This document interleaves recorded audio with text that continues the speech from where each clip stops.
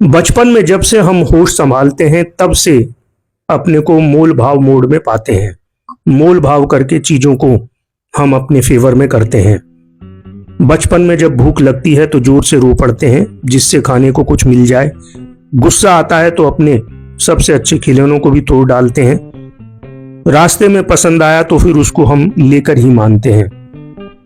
इन सभी इमोशंस को यूज करके हम परिस्थितियों को अपने फेवर में लाते हैं।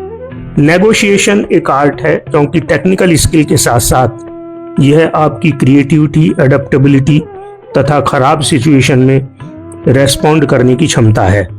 इसको सीखा जा सकता है। यदि आप खुद से मोल भाव करें तो आप अपनी कमजोरियों पर जीत हासिल कर सकते हैं।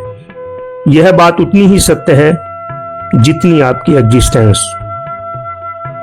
यदि आप ये सोचें कि मुझको एग्जाम में फर्स्ट डिवीजन लानी है तो निश्चित रूप से आप अपने से मोल भाव करेंगे कि मेरे को फर्स्ट डिवीजन लाने के लिए क्या करना है।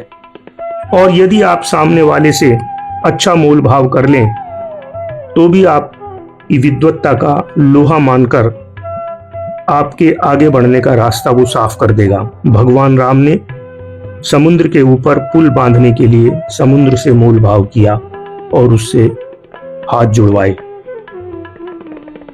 पर्सनल और प्रोफेशनल लाइफ की सफलता बाय नेगोशिएशंस के राज आपकी इमोशनल इंटेलिजेंसी, भावनात्मक बुद्धि में छुपे हुए हैं, जो आपकी और सामने वाले की भावनाओं को समझने के साथ साथ आपके इमोशंस को प्रभावशाली ढंग से संभालने का भी काम करती है। और पावरफुल सीईओ जक डोनाल्डी के अनुसार अपने इमोशंस को एक शक्तिशाली हथियार के रूप में यूज करिए। मोल भाव में अति उत्साह में सामने वाले को यह महसूस ना करवाएं कि वो हार गया है, और अति आत्मविश्वास में फैक्ट्स की जगह गट्स को यूज ना करें। धैर्यशाली होने से आप अपने नेगोशिएशन में कितनी बड़ी सफलता प्राप्त कर सकते हैं, ये रतन टाटा जी ने दिखाया। 1999 में रतन टाटा और उनकी टीम फोर्ड के तत्कालीन अध्यक्ष बिल फोर्ड से मिलने के लिए डेट्रॉइट गए। बैठक में उपस्थित एक व्यक्ति के अनुसार अमेरिकी व्यवसायी भारतीय व्यवसायियों को बार बार अपमानित कर रहा था। फोर्ड के अधिकारियों ने टाटा की टीम से कहा कि आप कुछ नहीं जानते, आपने पैसेंजर कार डिवीजन क्यों शुरू किया है। टीम वापस आ गई। रतन टाटा ने इस डिवीजन को चलाने का फैसला किया। 2008 के रिसेशन में टाटा ने 2 आइकॉनिक ब्रांड्स जगुआर और लैंड रोवर को फोर्ड से खरीदकर नेगोशिएशन की कला से उन लोगों को झुकाया जिन्होंने कभी उनकी बेइज्जती की थी। यूएस प्रेसिडेंट रोनाल्ड रीगन 20वीं सेंचुरी के महान नेगोशिएटर हैं।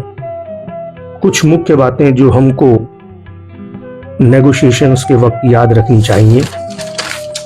सबसे पहली चीज है इंफॉर्मेशन इन पावर। दूसरी चीज है सफल नेगोशिएशन में सभी जीतते हैं।